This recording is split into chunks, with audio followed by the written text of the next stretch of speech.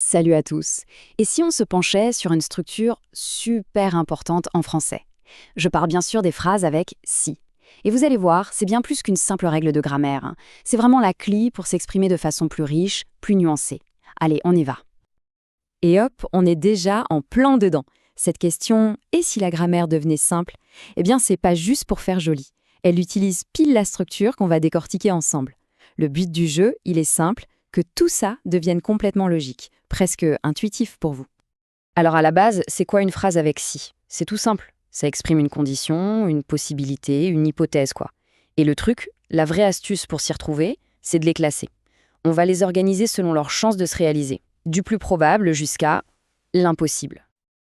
Bon, à ces théories, on attaque le premier cas, le plus simple, le plus direct, l'hypothèse du possible. Là, on est dans le concret, les pieds sur terre. On parle de scénarios qui sont tout à fait réels et même probables. La règle, vous allez voir, elle est super logique. C'est comme une recette. L'ingrédient de base, la condition avec si, on la met au présent. Pourquoi? Parce que c'est du concret, c'est ancré dans la réalité. Et le résultat, la conséquence, tout naturellement, ça se projette au futur simple. C'est cause à effet, une condition réelle, maintenant, pour une action probable plus tard. Logique, non? Allez, un petit exemple pour que ce soit limpide. S'il fait beau demain, vous entendez, il fait, c'est du présent.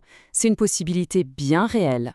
Et la suite, nous irons à la plage. Hop, futur simple. C'est un vrai plan, une projection tout à fait réaliste. Rien de sorcier. Ok, ça, c'était la version facile. Maintenant, on change de registre. On quitte un peu la réalité pour faire un tour dans l'imaginaire. On arrive à la deuxième catégorie, l'hypothèse de l'improbable.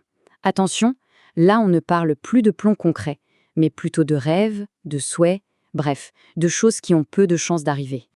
Et comment on montre qu'on est passé dans l'imaginaire? Eh bien, la grammaire a son propre code secret pour ça. La condition, avec si, elle bascule à l'imparfait. Et la conséquence, elle, passe au conditionnel présent. Imparfait et conditionnel. Retenez bien ce duo, c'est le couple star de l'hypothèse. Regardez bien cet exemple. Si j'avais plus de temps, j'avais, c'est de l'imparfait. Et ça nous envoie un signal super clair. En vrai, maintenant, ce temps, je ne l'ai pas. Du coup, la conséquence, je lirai ce livre. Ce n'est plus un plan, non, c'est un vœu, un souhait. C'est comme si on s'imaginait dans un monde parallèle où les journées feraient 30 heures. Allez, dernière étape de notre voyage. Cette fois, on part carrément dans le passé. C'est la troisième et dernière catégorie, l'hypothèse de l'irréel. Là, on touche à quelque chose de définitif. On parle de ce qui aurait pu se passer, mais qui n'est jamais arrivé. C'est le domaine des regrets, des « et si seulement ». Et bien sûr, la grammaire va refléter ce voyage dans le passé. Pour la condition, l'événement manqué, on utilise le plus que parfait. C'est le temps du « trop tard ». Et pour la conséquence, ce qui ne pourra jamais arriver, on utilise le conditionnel passé. C'est vraiment la formule magique pour parler de ce qui aurait pu être. Cet exemple est parfait pour ça. Si tu m'avais téléphoné, vous entendez le plus que parfait? Ça veut dire une chose, le téléphone n'a pas sonné. C'est fini. Et donc, la conséquence, je serais venu. Le conditionnel passé nous dit que ma venue est restée virtuelle.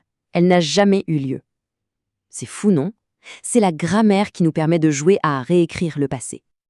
Bon, on a vu les trois cas, c'est le moment de faire une petite pause et de tout rassembler. On va faire une synthèse pour que tout soit bien clair. C'est l'occasion de voir comment tout ça s'emboîte parfaitement et de tout retenir d'un seul coup.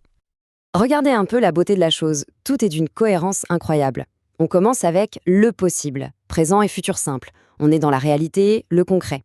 Ensuite, on glisse doucement vers l'improbable, imparfait et conditionnel présent. C'est le mode imaginaire qui s'active. Et enfin, on bascule dans l'irréel, plus que parfait et conditionnel passé. Là, on est dans le passé, ce qui ne peut plus être changé. Vous voyez? D'un plan à un regret, la grammaire nous accompagne avec une logique vraiment implacable. Donc au final, qu'est-ce qu'on retient? Que tout ça, ce n'est pas juste des règles de grammaire à apprendre par cœur. Non, c'est bien plus que ça. C'est un véritable outil pour s'exprimer. Savoir jongler avec ces trois structures, ça veut dire être capable de passer d'un plan concret à un souhait, puis à un regret.